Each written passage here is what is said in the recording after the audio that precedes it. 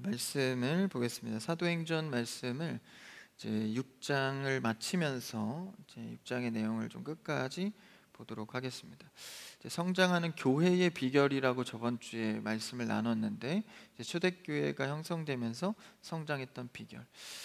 그다음에 좀 시리즈라고 할 수 있으면 6장의 시리즈로 성장하는 오늘은 성도의 비결을 한번 보기를 원합니다. 그 성도 중에 한 사람인 사도행전의 유명한 인물이죠. 스데반. 이제 6장에 넘어서 7장에는 스데반의 설교가 나오는데, 이 스데반이 복음을 전하다가 잡히고 또 그들 앞에서 설교하고 또 나아가 돌맞아 죽게 되는 그런 현장의 상황 속에서 그 오늘 장면이 초입인데요. 이 스데반의 설교와 죽음에는 어떤 의미가 있는지 스데반을 통하여서 여러분들도 성장하는 성도가 되기를 축복합니다. 그 비결을 오늘 보기 원합니다. 이 스데반의 이름은 이제 원어적으로는 면류관, 스테파노스라고 말하는데, 이제 면류관이라는 의미를 갖고 있어요. 그러니까 이름이 굉장히 좋죠. 면류관. 우리가 하나님 안에서 영적 전쟁을 다 마치고 주님께 받을 면류관. 그래서 이런 이름과 같이 스데반은 이 말씀에 보면 칭찬이 매우 많습니다. 그래서 사람들에게도 하나님 앞에도 인정받을 만한 성도고 신앙생활이었던 것 같습니다. 그래서 그 문체를 보면 성령, 지혜, 믿음이 있고 지혜가 있고 은혜가 충만하고 권능이 충만했다. 그러니까 이런 극찬의 칭찬을 스데반에게 쏟아 부을 정도로 계속 수식하고 있습니다. 그러니까 이런 성경의 인물들을 극단적으로 칭찬하는 경우는 많지 않습니다. 이 스데반은 대놓고 칭찬을 하고 있죠. 근데 우리가 조심해야 할 것은 이 성경의 인물의 어떤 일정 부분의 본을 받는 것은 또 일정 부분 필요한 부분이겠지만, 우리에게 성경 인물이 위인이 되어서는 안 됩니다. 성경에서 말하고자 하는 초점은 이 인물들을 통하여서 어떤 추종하거나 그를 따라가라고 말하고 있지 않습니다. 그 유대인들에게 그런 추앙을 받았던 인물들이 누구죠? 대표적으로 모세, 아브라함, 그리고 다윗 정도가 될 것 같습니다. 거의 신격으로 모세와 다윗은 유대인들이 섬겼죠. 그 수백 년, 수천 년이 흘러서도 아직도 이 다윗에 대해서는 신격화하는 모양새가 유대인들에게 있습니다. 이것은 성경에서 말하고 있는 바른 관점이 아닙니다. 그러니까 성경 인물들을 본받으라고 성경에 쓴 것이 아니라 그 성경 인물이 곧 누구입니까? 바로 나입니다. 그래서 사람, 인간이 어떻게 살아가고 어떻게 죄인으로서 나타나지는지를 우리가 보고 깨닫는 것이죠. 그것을 통해서 나를 발견하고, 인간이란 나란 존재는 메시아, 예수 그리스도가 필요한 존재구나를 깨닫게 되는 것입니다. 그래서 성경의 초점은 늘 예수 그리스도를 향해 있는 것이죠. 그래서 성경 인물들을 자세히 보고 해석해 보면 나와 같아, 때려 죽일 것 같은 인물도 실제 그의 영적인 상태를 보면 나와 같다, 이렇게 느끼게 되는 것이죠. 그래서 우리의 눈물의 회개와 우리가 하나님 앞에 호소하는 것은 결국 예수 그리스도를 바라는 신앙이 되는 것입니다. 그래서 스데반도 이렇게 큰 칭찬을 받았지만 결국 이러한 모습 속에서 우리를 발견하고 또 메시아를 향해서 달려가야 하는 것이죠. 그럼 스데반의 칭찬의 이유, 그 성장하는 이 성도의 비결이 무엇인지 말씀을 통해 보기를 원합니다. 한번 8절 말씀을, 첫 절인데 한번 읽어볼까요? 시작. 스데반이 은혜와 권능이 충만하여 큰 기사와 표적을 민간에 행하니. 잡히기 전에 스데반의 상태를 말해주는데, 큰 기사와 표적을 민간에 두루 다니면서 행한 겁니다. 놀라운 일과 기적을 행했던 것이죠. 그런데 그 근원적인 힘이 있었습니다. 스데반이 이런 일을 할 수 있었던 근본의 힘은 무엇이죠? 은혜와 권능이 충만했다는 것이죠. 은혜는 뭡니까? 값없이 받는 것. 권능, 내 능력을 뛰어넘는 엄청난 힘입니다. 이 은혜와 권능은 자신 속에서 발생한 게 아니라 외부로부터 얻어서 발생시킨 것이죠. 그러니까 다시 말하면 하나님께서 주신 은혜와 능력을 통해서 이런 기적을 행했다라는 것입니다. 다시 말하면 스데반이 살아가는 힘은 온전히 하나님의 은혜와 능력으로 살아갔다라는 것이죠. 여기서 우리는 이 큰 질문을 나에게 던져야 합니다. 내가 사는 힘은 무엇인가? 여러분들이 요즘 사는 힘은 무엇입니까? 요즘 뭐를 의지하면서 많이 살아가고 있으세요? 돈입니까? 관계입니까? 아니면 지식입니까? 아니면 내 은사입니까? 아니면 내 스펙, 권력, 또 권한, 이런 것들이 내가 의지하고 있는 내 삶을 지탱하는 힘이 될 수 있습니다. 가정에서는 자녀를 볼 때 부모가 얼마나 힘이 됩니까? 그를 보면서 힘든 일도 견뎌내는 것이죠. 그런데 저희 스데반이 첫 번째로 살아가는 힘은 8절에 보니까 주님께서 주시는 은혜와 권능으로 살아갔다는 것입니다. 내가 무엇으로 살아가는가? 이것은 매우 우리 인생에 중요한 질문입니다. 사실 신앙생활은 심플하게 둘로 나뉘어요. 내 힘으로 살 것인가? 하나님의 힘으로 살 것인가? 그 큰 결정 속에서 많은 나의 언행이 결정되어집니다.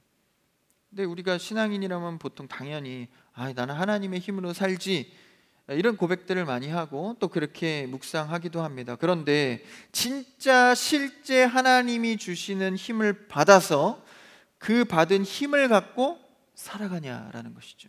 실제적인 질문을 또 생각을 해봐야 합니다. 하나님이 주신 힘으로 살아 하면서 실제 우리의 삶을 가만히 보면 하나하나 내가 결정하고 하나하나 내 경험으로 쏟아내고 있다면 말과 내 심정의 결정은 다른 것이죠. 여러분, 우리의 심정의 결정이 정말 하나님이 주시는 힘을 사모하고 그것을 받아 살아가는 여러분에게 축복합니다. 근데 이 권능과 은혜라고 하니까 무조건 세상적인 어떤 수치로 센 거, 좋은 거, 많은 거, 어떤 분량적으로 생각을 하는데 그렇지 않습니다. 하나님께서는 우리에게 주시는 힘과 은혜는요, 항상 적절하게 주십니다. 세상이 보기에는 적을 수 있지만 그 적음이 나에게 주신 하나님께서 주신 만족함입니다. 그러니까 세상의 수치로 자꾸 생각을 하면 하나님께서 주시는 은혜와 권능을 수치적으로만 따지는 거예요. 무조건 많은 거, 무조건 세상 보기에 좋은 거, 화려한 거. 하나님의 응답은 거기에만 있지 않습니다. 가장 좋은 베스트 원을 우리에게 허락하실 때는 적절한 것을 주신다라는 것이죠. 그 힘으로 살아가고 있는가, 또 그리고 내가 그것을 받고 있는가, 좀 쉽게 말하면 느끼고 있는가. 여러분, 주님 주신 힘으로 살아간다고 할 때 그 힘을 느끼고 계십니까? 그러니까 우리가 이제 밥을 먹으면 배고픈 상태랑 배부른 상태가 명확히 알죠, 그렇죠? 좀 힘이 나고 좀 그래도 이제 배부르면 그 느낌을 명확히 알고 있지 않습니까? 우리도 하나님께서 무언가 은혜를 공급해 주실 때 그 느낌을 명확히 알고 계셔야 합니다. 대체적으로는 은혜를 받으면 어떠하죠? 담대함이 생깁니다. 할 수 있겠다, 이 상황을 이길 수 있겠다, 뭐 이런 마음을 주로 주십니다.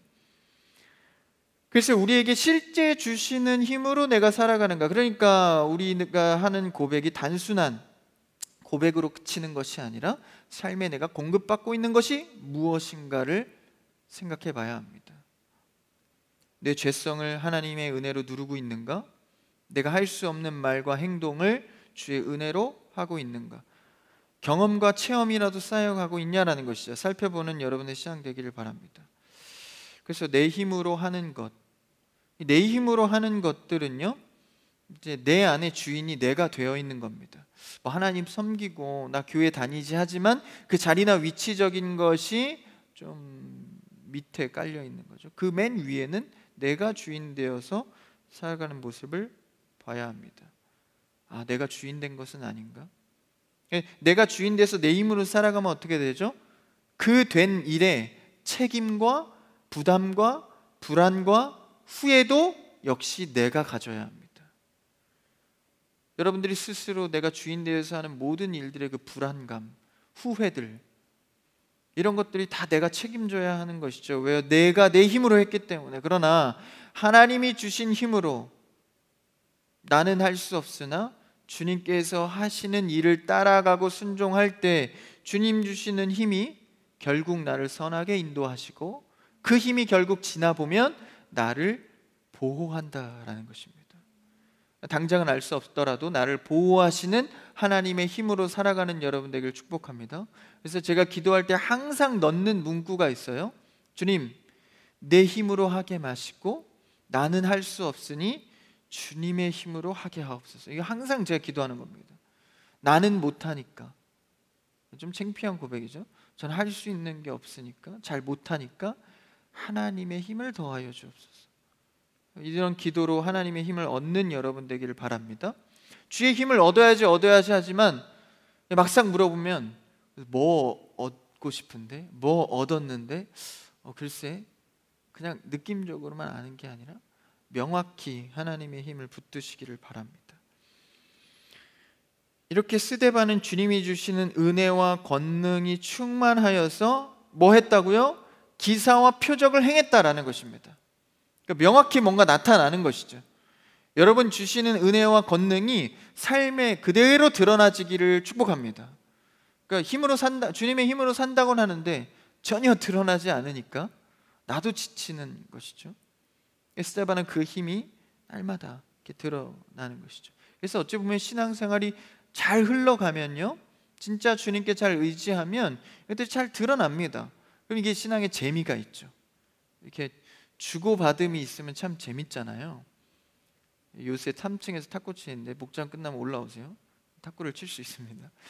이제 탁구도 쳐보면 이제 수준이 좀 맞아야 재미가 있어요. 잘 안 맞으면 한 번 치고 끝나고 한 번 치고 공줍기 바쁘잖아요. 왔다 갔다가 돼야 돼요, 신앙도. 그래서 하나님께 내가 받으면 또 사용하고 드러나고 주님이 또 기뻐하시고 내가 주님께 감사하고 뭔가 이렇게 오감이 있어야 되는데 이제 하나님께 뭔가 받은지도 잘 모르겠고 사용한 것 같긴 한데 내 힘으로 했는지 잘 모르겠고 주거니 받거니가 있어야 하는 것이죠. 그래서 스데반도 그 주신 힘으로 살아갈 때 기사와 표적이 일어나게 됩니다. 그렇게 스데반은 성장하는 성도의 비결이 무엇이었습니까? 첫 번째가 주님 주시는 은혜와 권능, 하나님의 힘으로 기대어 살아가는 것. 그 표본과 기본이 있었다는 거예요. 그때 이제 한 일이 발생하죠.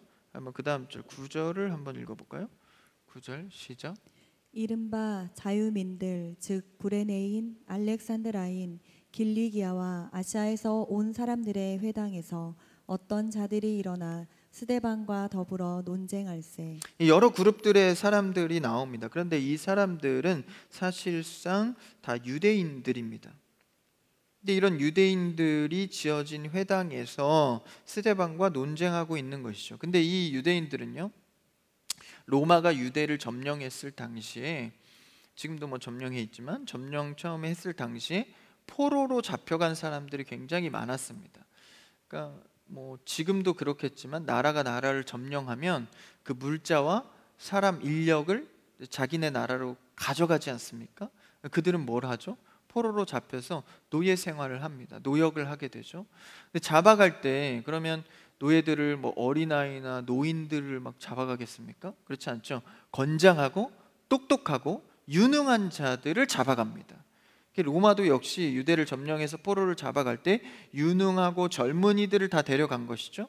그래서 로마에 가서 노예로 살아갑니다.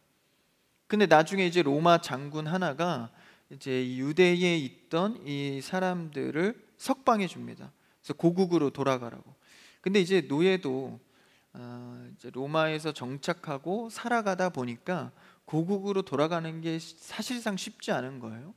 그래서 뭐 조금 살려고 외국 갔다가 아예 정착해 버리면 아무리 내가 고향이 한국이어도 좀 돌아오기가 어렵지 않습니까? 그것처럼 노예 생활이었다 할지라도 정착을 했기 때문에 고국으로 돌아오기가 좀 어려웠습니다.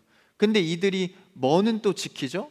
해방됐으니까 절기는 유대인들이 꼭 지킵니다. 그러니까 유대인들 정체성이 아무리 로마에 있었어도 있었기 때문에 그 정체성으로 명절이 되면 절기를 지키러 유대로 돌아왔습니다. 그러다 보니까 그 많은 사람들이 돌아오다 보니까 다시 로마 땅으로 간 사람도 있지만 이 고국에 돌아와서 다시 정착을 한 사람들도 있는 것이죠. 근데 이제 언어도 다르고 문화도 많이 달라지고 하다 보니까 예루살렘 성전에서 생활하기가 어려웠던 겁니다. 그러니까 자기들만의 회당을 짓기 시작한 것이죠.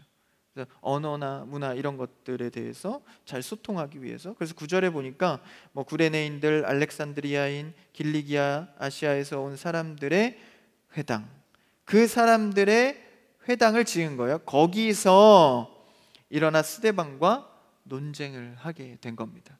그러니까 이 사람들은 정체성은 유대인이면서 정통 유대의 가문이면서도 로마에서 살았던 자들, 그러니까 그들이 굉장히 유능한 자들이죠.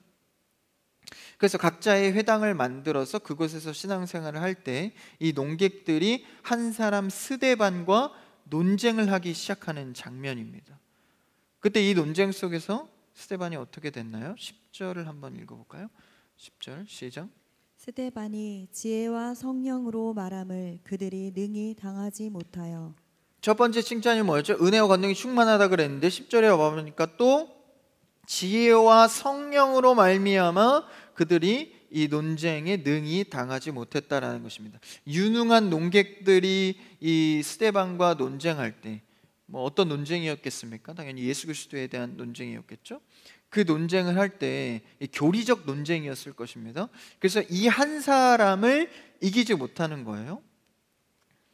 그래서 공회에 붙들릴 때 사실 이런 그 스데반이 얼마나 좀 한 사람으로서 논쟁하기가 어렵겠습니까? 그래서 이 그룹에서 이런 논쟁이 벌어지면 한 사람이 뭘 혼자 주장할 때 여러 명이 막 몰아붙이면 그 쉽지가 않습니다. 그러한 상황에 스데반은 염려하지 않고 뭘 의지했습니까? 주님 주시는 지혜와 성령의 말하게 하심을 따라. 그러니까 이게 사도행전 초반부터 계속 이어져 오는 것은 성령의 말하게 하심을 따라. 성령을 의지하였을 때 어떻게 되죠? 결국 이 한 사람을 이 많은 유능한 사람들이 당해내지를 못합니다. 근데 이것은요, 스데반이 잘나서가 아니라 일찍이 예수님께서 이 장면을 예언을 하셨습니다.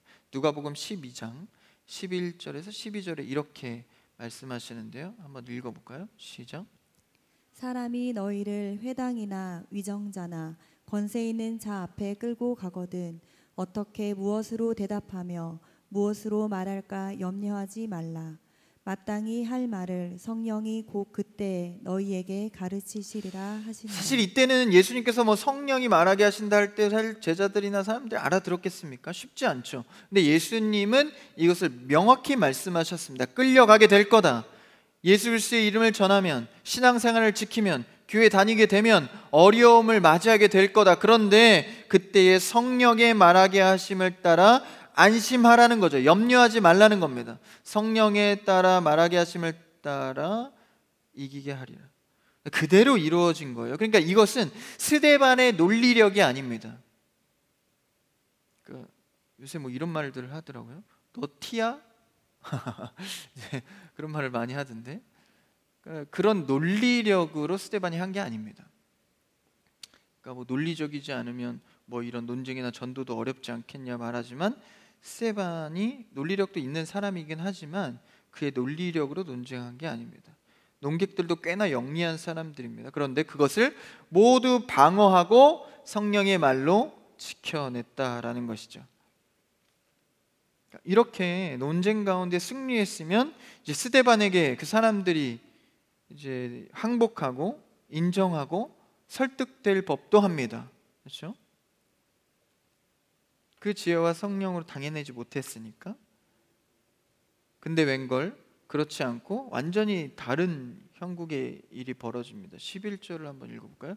11절 시작.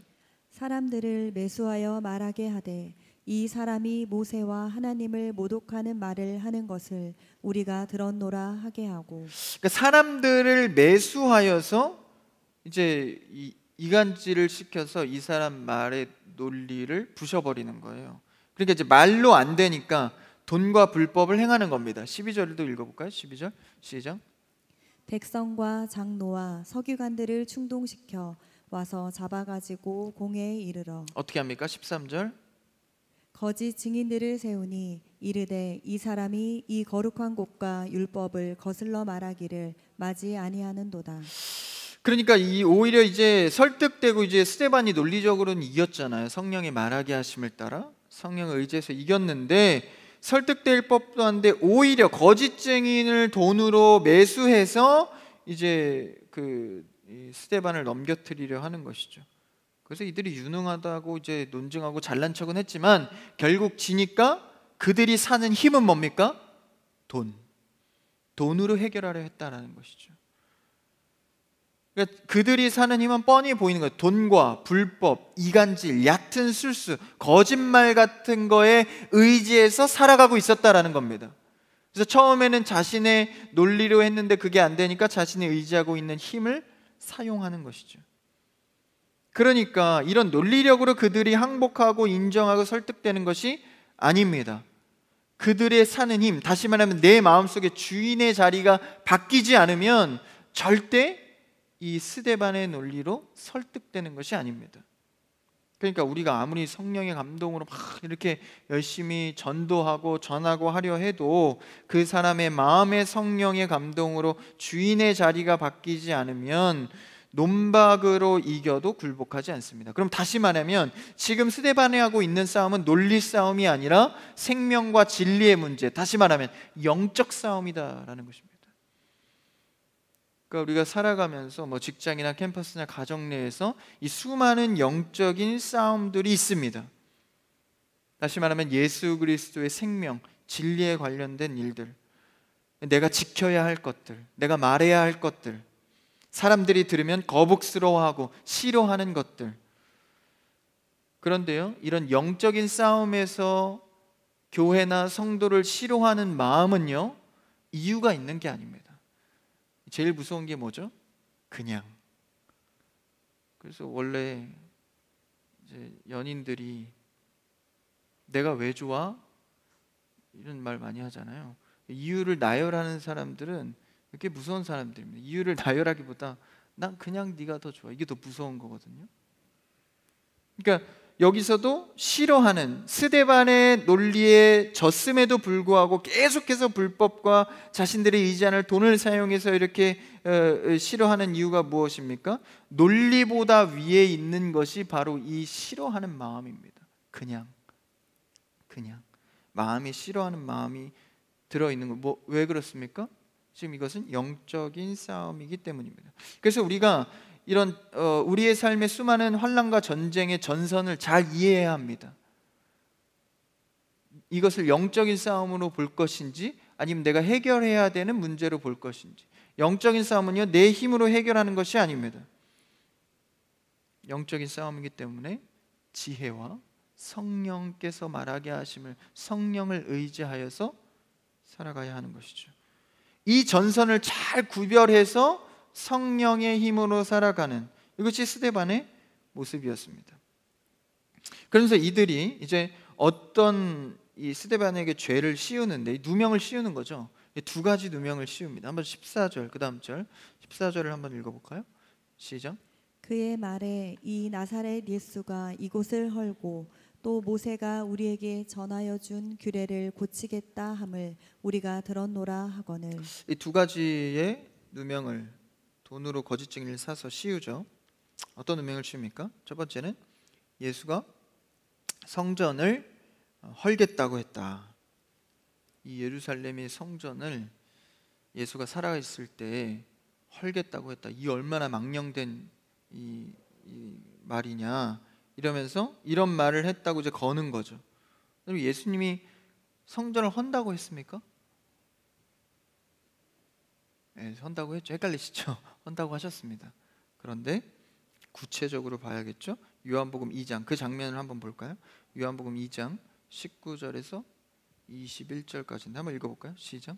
마리아는 이 모든 말을 마음에 새기어 생각하니라. 목자들은 자기에게 이르던 바와 같이 듣고 본 그 모든 것으로 인하여 하나님께 영광을 돌리고 찬송하며 돌아가니라. 이거 아닌데요? 이거 아닌데? 넘어갈게요. 성전을 헌다고 했나요? 안 했나요? 헌다고 했죠. 근데 며칠 만이 다시 세우리라? 3일 만이 다시 세우리라. 이것을 가리켜 누구를 향하여 한 말? 나의 자신의 몸을 가리켜 한 말. 그러니까 다시 말하면 자신이 죽어서 살아난다는 것에 대한 것을 말씀하신 겁니다. 근데 그 뒤에 뭐라고 하죠? 제자들이 그걸 알았다 몰랐다? 알아듣지 못했다. 겉으로 보기엔 진짜 헐라고 하셨는데 그 내막은 뭐예요? 자신의 몸을 가리켜 한 것이죠. 자기가 죽고 살아나야 이 성전의 완전함이 드러나리라 말씀하신 것입니다. 그리고 실제로는 이제 후에는 예루살렘 성전이 회파되지 않습니까? 그러니까 듣는 자가 못 알아들은 거죠. 보이는 성전으로만 생각한 겁니다. 그런데 예수님은 자신의 육체를 가리켜서 하신 말씀이죠. 이것은 왜 그렇습니까? 영의 눈이 가리워져서 듣지도 보지도 못하는 것이죠. 그리고 두 번째 누명은 무엇입니까? 모세의 율법을 고치겠다고 했다. 거슬러 말하기를. 그렇죠? 예수님이 율법을 고치겠다고 했습니까? 한번 그 현장을 가볼까요? 마태복음 5장 17절. 불안해요. 맞네요. 자, 같이 시작. 내가 율법이나 선지자를 폐하러 온 줄로 생각하지 말라. 폐하러 온 것이 아니오 완전하게 하려 함이라. 그러니까 예수님이 이렇게 말씀하시니까 율법을 완전하게 하려 왔다라고 하니까 그러면 율법이 불완전하다는 거야? 고칠 게 있다는 거야? 잘못됐다는 거야? 하면서 걸어버리는 거지. 그 말씀을 또한 곡해하는 것입니다. 율법이 틀렸다라고 지금 말하는 거 아니야? 예수님이 비약적으로 해석을 하는 것이죠. 그게 아니라 율법의 요구를 예수님이 다 성취한다는 얘기를 하는 것입니다. 그래서 그 율법을 성취할 자가 있나요? 그 율법을 성취할 자가 아무도 없죠. 이 죄인된 세상에서. 그러니까 그 율법을 이루지 못하는 값은 무엇입니까? 결과는 사망입니다. 그러니까 율법을 완전하게 이룰 자가 아무도 없는 것이죠. 그런데 예수님께서 이 율법을 이름으로 율법의 완전함을 드러내는 겁니다. 그런데 이것을 곡해하여 비약적으로 해석해서 율법이 틀렸다고 지금 말하지 않냐? 완전히 잘못된 해석을 하고 있는 것이죠. 그래서 이 두 가지 죄목을 스데반에게 씌워서 영의 눈이 없는 어두운 자들의 해석으로 뒤집어 씌우는 겁니다. 그러니까 여러분, 우리는요, 말씀을 볼 때 명확하고 올바른 해석으로 말씀을 취하는 여러분 되기를 축복합니다. 그래서 제가 계속해서 특강하고 강의하고 여름 시즌 때 이런 기독교강을 열고 하는 이유가 뭐예요? 말씀을 좀 더 잘 보기 위해서. 말씀을 잘못 알면요, 영의 눈이 가리워질 수 있습니다. 그래서 내 식대로 해석하고, 그렇죠? 그러니까 이들의 마음에는 이미 영적 싸움에서 하나님 예수 그리스도에 대한 경외함이 없기 때문에 들리는 말씀이 다 삐뚤어지고 자기 생각대로 듣고 있는 것이죠. 여러분, 말씀 들을 때 논리적으로 듣지 않는 여러분 되기를 축복합니다. 논리적으로 듣는 것이 아니라 내 영을 밝히실 성령에 의지하여 말씀을 듣는 여러분 되기를 축복합니다. 저도 말씀을 해석하고 연구하고 공부할 때는 성령에 의지하여 해야 하는 것이죠. 성경은 성령으로 쓰여졌기 때문입니다.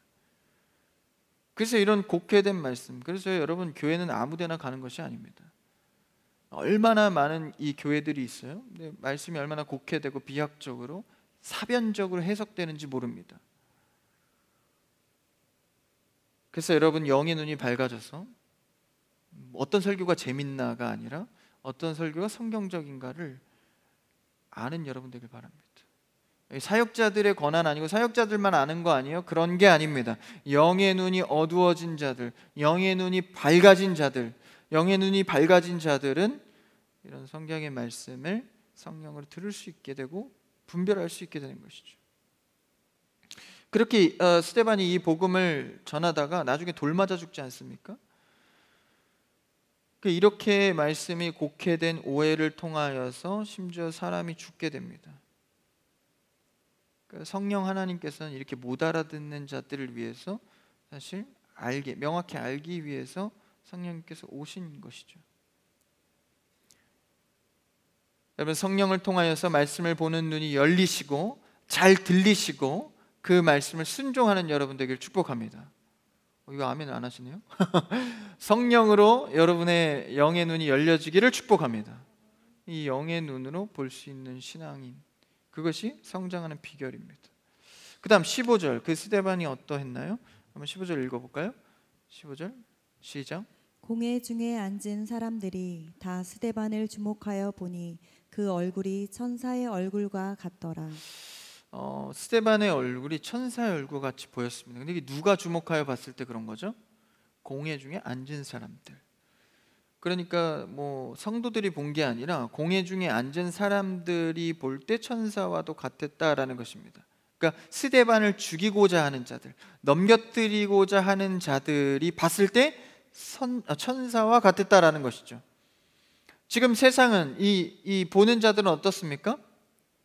논리로 그들을 무너뜨리려 했고, 돈으로 그를 무너뜨리려 했고, 심지어는 이제 돌을 들어서 그를 죽이려 합니다. 그럴 때에 스데반은 그 믿음의 자리를, 믿음의 심정을 잘 지켜서 천사와 같은 얼굴, 다시 말하면 예수 그리스도의 향례를 계속 내고 있다는 것이죠. 세상이 나에게 돌을 던진다 할지라도, 사람을 매수해서 누명을 씌운다 할지라도, 그들의 그러한 모함 속에 내가 자리하고 있더라도 나는 믿음의 자리를 계속 지켜가는 겁니다. 그러니까 스데반의 얼굴은 천사와 같다라고 하는 표현이 세상이 보기에는 계속해서 그 자리를 지켜가는 거예요. 변함이 없는 겁니다. 여러분, 세상이 어떤 환난과 기근을 나에게 준다 할지라도 천사와 같은 믿음의 자리를 지켜가는 여러분들을 축복합니다. 이 자리에 지금 누구도 있었죠? 사도 바울이 있었습니다. 사도 바울도 스데반을 같이 죽인 자였죠. 아직 예수님을 만나기 전입니다. 근데 이 사도 바울도 결국 예수님의 제자로 돌아서지 않습니까? 이때 사도 바울이 스데반을 보고 무슨 생각을 했을까? 그 스데반의 외모의 얼굴에 천사와 같은 밝은 빛으로 비춰진 거예요. 그러니까 마음의 어떤 결정과 생각하는 것은요, 반드시 외모로 나옵니다. 지금 얼굴의 빛으로 표현했지만 나의 말투, 나의 행동, 나의 결정들에 다 드러나게 됩니다. 그래서 세상의 어떤 영향력 때문에 내 얼굴빛이 자꾸 달라지는 거예요. 내 말이 달라지고, 이랬다가 저랬으면은 내가 그것을 따라가고, 성도의 모습은 전혀 보이지 않을 때 세상이 돌을 든다면 나는 그것에 대항하고 항변하고 세상에 맞춰가는 것이죠. 그런데 스데반은 아무리 사람들이 자신에게 어떤 일을 했다 할지라도 천사 같은 얼굴을 유지했다라는 것이죠. 여러분, 세상에 흔들리지 않기를 바랍니다. 그래서 내 안에 무엇을 힘으로 살아가는가, 내가 무엇을 힘으로 살아가는가, 그렇죠? 내 안에 있는 것이 외적으로 나오게 되어 있습니다. 반드시 표현되게 되어 있습니다. 아무리 숨기려 해도, 교회에서도 이제 여러분들이 이제 30대 되면 좀 사회생활 능숙하잖아요. 감추려 해도 시간이 지나면 또 드러납니다. 여러분의 성향을 너무 감추려 하지 마십시오. 하나님 앞에 진실하시고 고치려 애를 써야 합니다. 원래 성품의 고침의 출발은 뭐죠? 내 자신을 인정하는 겁니다. 그러니까 하나님 앞에 인정해야 되는 것이죠. 그래서 내 안에 하나님을 주인으로 모시는 것을 자꾸 훈련해야 합니다. 뭐로 나와요? 외모로 다 나옵니다. 그래서요, 이제 얼굴빛으로 다 나오거든요. 저는 관상은 믿진 않습니다. 우리 성도는 관상은 믿진 않는데 저는 인상은 믿습니다. 제가 개인적으로 그렇다고요. 그래서 제 앞에서 억지로 방긋방긋 웃지 마시고 인상은 전 믿어요. 그래서 성도들이 하나님 안에서 초연해지고 긍정적이어지면 인상도 바뀝니다. 그렇죠? 맨날 근심과 걱정 속에서 키 한 자도 못 더하는 그 걱정 속에서 맨날 살고, 하나님으로 사는 힘 없이 그냥 내 힘으로 어떻게 해결할까, 이 근심 덩어리거든요. 내 힘으로 어떻게 해결하겠어요? 그렇죠? 그럼에도 불구하고 또 내 힘을 의지하다 보면 이 얼굴빛에 다 드러납니다. 상한 인상들, 그렇죠? 얼굴을 피십시오. 그래서 마음의 생각은 외면으로 나타나기 때문에 나의 언행과 얼굴빛이 내 마음속에 주인을 모신 예수 그리스도로 스데반과 같이 밝아지기를 원하는 것이죠. 그래서 이런 스데반의 모습을요, 예수님도 주목하고 계십니다. 좀 6장을 넘어가서 7장 55절을 한번 읽어볼까요? 7장 55절 한번 읽어봅시다.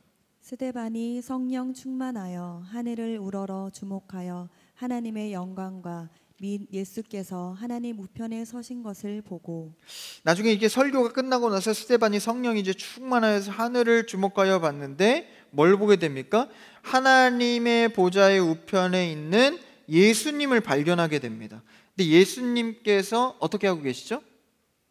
장면이 보통 이제 하나님 우편에 어떻게 계십니까? 앉아 계시죠. 근데 55절에는 어떻게 표현하고 있죠? 우편에 서신 것을 보고. 그러니까 스데반이 이 돌 맞아 죽기 전에 지금 설교하고 사람들 앞에서 홀로 서 있는, 참 이 사막 가운데 홀로 서 있는 자처럼 서 있지만 그 외로운 상황 가운데에서도 예수님은 보좌에서 일어났다는 건 뭐예요? 뭔가를 한다는 겁니다. 그를 주목하고 있다는 것이죠. 그러니까 예수님은 스데반에게 맡겨놓으신 일이 있기 때문에 주목하고 있는 것입니다.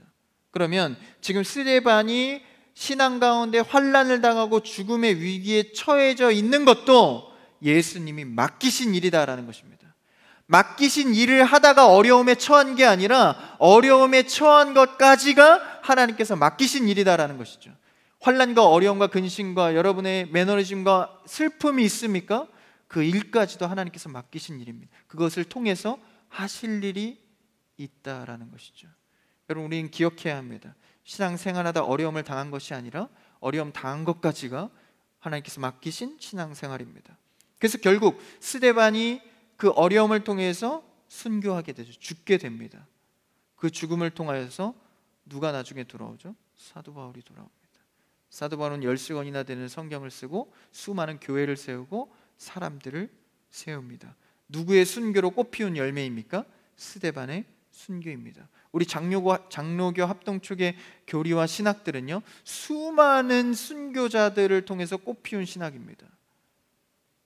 그러니까 이러한 죽음과 환난과 어려움 속에는 하나님께서 맡기신 계획이 있다라는 것을 기억해야 합니다. 그럼 우리 다 순교해야 되는 건가? 그게 아니라요, 맡기신 일이 있다고요.